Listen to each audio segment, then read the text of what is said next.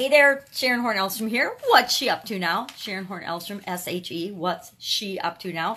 As I transition from the traditional brick and mortar and corporate world to the online business world and help other businesses do that as well, I'm sharing my journey. I'm documenting my journey in this little segment or episode or whatever you want to call it of my podcast and of my Facebook Live and just on social media to show people the actual step-by-step, day-by-day, what the heck do I do as I make that transition?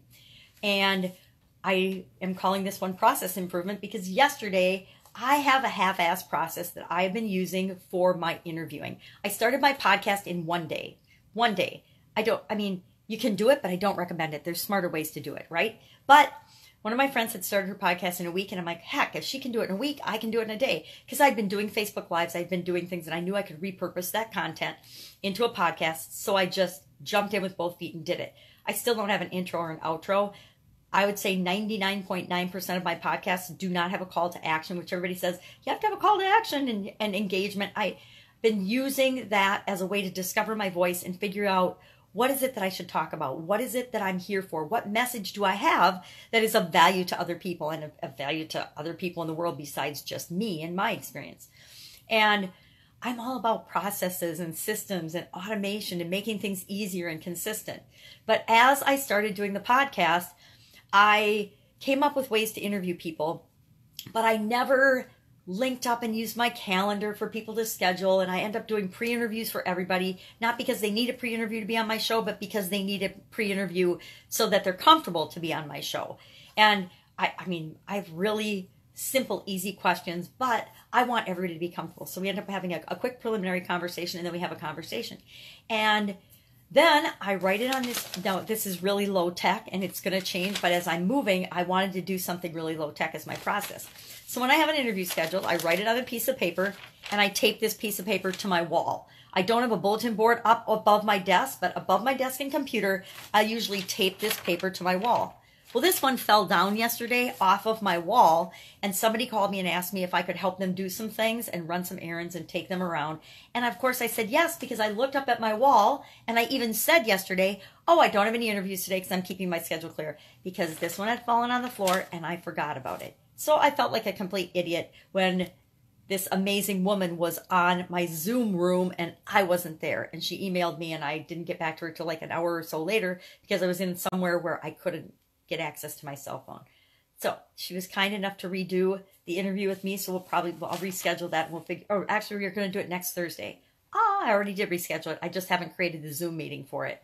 So we're going to do same bat time, same bat channel, but next week, which is awesome and very, very sweet of her. And I'm really excited to talk to her because I think that she can bring great information to my listeners. And that's what it's all about, is what can people share and teach my listeners, because I want them to get all the information that they need. But I did realize that my process is flawed. I can't just tape something to the wall and think that it will for sure stick, because obviously it didn't. So lots of solutions to that, right? I can schedule it actually and look at my schedule every day. I can think a day ahead and pay attention to what I'm doing and what I've scheduled. Normally I have so many of them going on my wall that I know it's by day. Okay, I've got 3 each day. And if I've got 3 a day, there's 3 on the wall and I know I've got 3 a day, and it's not, I don't miss them. But when I purposely schedule a light week so I could catch up and work on the Women's Summit and inviting guests to be speakers at that I didn't pay attention to my process. And I'm kind of ashamed of myself, but it is an indication to me that my process needs improving. Therefore, I will improve my process today and fix it so that I don't miss any more interviews in the future. I need to map out a little bit further ahead of time and plan out my schedule for interviewing for the Women's Summit anyway. So it's just my call to action for myself to get a little more organized and better. So I'll definitely do that today. I'll reschedule that Zoom when I hop on my computer this morning. Haven't been on it yet. I, as part of my morning routine, try to stay off of my computer and social media and everything first thing in the morning. I don't think it's good to feed my brain, just like I don't watch the news. I don't think it's good to feed my brain social media and stuff like that first thing in the morning.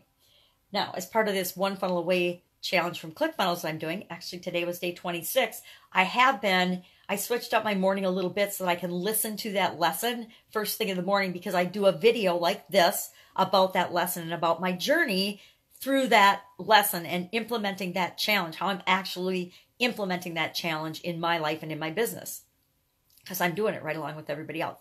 And it's really, really fun, actually. It's been a little stressful. There was a week that I thought would be the easy week, the Build Your Funnel week. Here I'm thinking, all right, I've been building funnels for over a year and a half, going on a couple years. That should be easy for me. And that ended up being the hardest week of the whole challenge. I'm like, wow, what I thought would be the easiest was actually the hardest. And what I thought would be the hardest was actually the easiest. Isn't that just the way life goes sometimes? We build up in our mind our expectations of how we think something's going to be, and then it turns out to be just the opposite.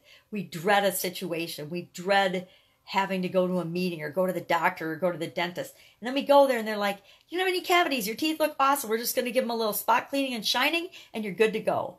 Or we dread, I dread going to the rheumatologist or to the heart doctor. I put off going to my heart doctor as much as I possibly can. And it's not because I'm afraid there's something wrong with my heart. It's just like, I don't want to go. I just don't want to go. And that's because I have significant emotional events in my past associated with going to the heart doctor. I had a sudden cardiac arrest and died. So going to the heart doctor might bring up some of that drama and trauma. Although I slept through most of it, so I don't really have a whole lot of residual drama and trauma. So what are you working on? I am working on the Women's Summit in Mass today. I really, really want to knock out some more things about that. I'm going to do a funnel audible on my funnel that I'm doing as part of the One Funnel Away Challenge. I have to make 2 videos for that before I can run more traffic and before I can actually do a funnel auditable. I call it auditables, or I call them funnel audits. I don't get the audible thing.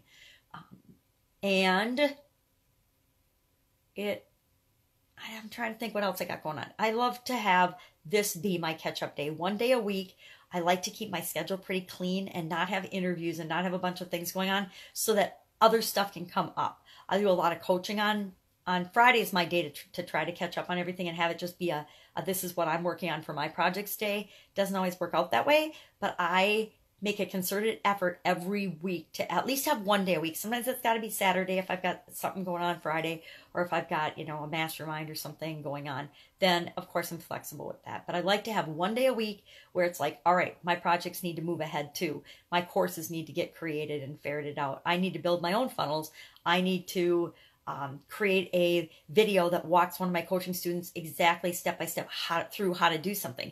And the reason I do those step-by-step video walkthroughs for my coaching students is because if one person needs to know it, chances are a lot more people need to know how to do it. So if I create the video as I'm talking through and demonstrating how to do it, then I can use it for more than just that one person. Hello, leverage, getting leverage on myself and making sure that I am creating things of value to people. That's what it's all about. So go out, make it a fantastic day. And of course, I will be chatting with you tomorrow.